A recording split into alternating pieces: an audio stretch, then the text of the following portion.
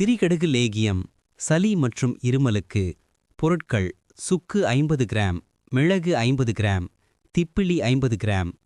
தயாரிப்பு முறை: மூன்றும் நன்கு உலர்த்தவும், நன்றாக பொடியாக அரைக்கவும், வெல்லம் அல்லது ஏற்ற இனிப்புப் பொருளுடன் கலந்து லேகியமாக, அதாவது ஜாம் போல அல்லது மென்மையான உருண்டை போல தயாரிக்கவும். காற்று புகாத பாட்டிலில் வைத்துக் கொள்ளலாம். பயன்பாடு: சளி, இருமல் போன்ற அறிகுறிகள் தோன்றும்போது சிறிய ஸ்பூன் அளவு எடுத்துக் கொள்ளலாம். உடல்நிலை பொறுத்து பயன்படுத்தும் அளவை மாற்றலாம். நன்மைகள்: சளி, இருமல், நுரையீரல் அடைப்பு ஆகியவற்றுக்கு வெப்பம் தரும் சிறந்த மருந்து. இந்த வீடியோ பிடித்திருந்தால் சப்ஸ்கிரைப் செய்யவும், பகிரவும். மேலும் இதே போன்ற வீடியோக்கள் காண என் சேனலை பாருங்கள்.